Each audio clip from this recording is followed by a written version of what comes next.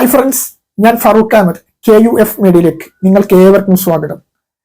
മക്കൾ ഉപേക്ഷിക്കപ്പെടുന്നവരുടെ എണ്ണം നമ്മുടെ സമൂഹത്തിൽ ക്രമാതീതമായി വർദ്ധിച്ചു കൊണ്ടിരിക്കുകയാണ്. ഇന്ത്യയിൽ വെച്ച് നോക്കുമ്പോൾ ഏറ്റവും കൂടുതൽ വൃദ്ധസദനങ്ങൾ പ്രവർത്തിക്കുന്ന സംസ്ഥാനം നമ്മുടെ കൊച്ചു കേരളമാണ്.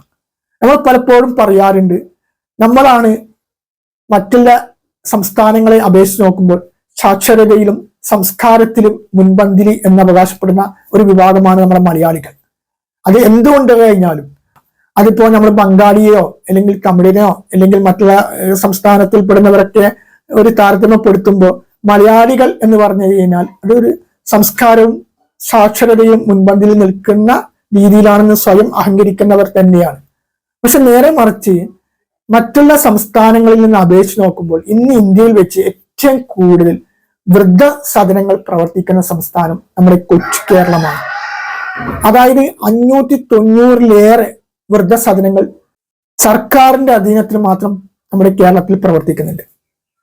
അതേപോലെ തന്നെ സ്വകാര്യ വ്യക്തികൾ നടത്തുന്ന വൃദ്ധസദനങ്ങൾ മറ്റുമുണ്ട്.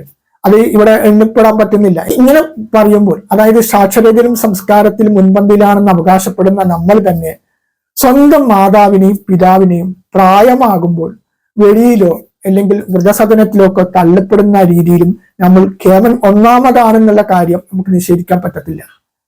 ഇവിടെ മാതാപിതാക്കളെ ഇത്തരത്തിൽ വെളിയിലോ അല്ലെങ്കിൽ വൃദ്ധസദനത്തിലോ തള്ളപ്പെടുന്നവർക്കെതിരെ കർശനമായ നടപടിയെടുക്കാൻ നിയമമുണ്ട്. പക്ഷെ ദൗർഭാഗ്യകരമെന്ന് പറയട്ടെ, പലപ്പോഴും ആ നിയമം നോക്കുകുത്തികളാകുന്നത് കൊണ്ട് മാത്രമാണ് ഇത്തരം സംഭവങ്ങൾ വർദ്ധിച്ചു കൊണ്ടിരിക്കുന്നത് എന്നത് നമുക്ക് തള്ളിക്കളയാൻ പറ്റത്തില്ല. നിയമം നോക്കുകുത്തികളാകുമ്പോൾ മാത്രമാണ് ഇതുപോലുള്ള സംഭവങ്ങൾ കൂടിക്കൂടി വരുന്നത്. ഇത്തരം മക്കൾക്കെതിരെ നമ്മുടെ അധികാരികൾ കർശനമായ രീതിയിലുള്ള ഒരു നടപടി എടുത്തിരുന്നെങ്കിൽ ഈ വൃദ്ധസദനങ്ങളിൽ തള്ളപ്പെടുന്ന മാതാപിതാക്കളുടെ എണ്ണം ക്രമാതീതമായി തന്നെ കുറക്കാൻ പറ്റും. സ്വത്ത് തട്ടിയെടുത്തും മറ്റുമൊക്കെയാണ് സ്വന്തം മാതാപിതാക്കളെ മക്കൾ വെളിയിലോ അല്ലെങ്കിൽ വൃദ്ധസദനത്തിലൊക്കെ തള്ളപ്പെടുന്നത്.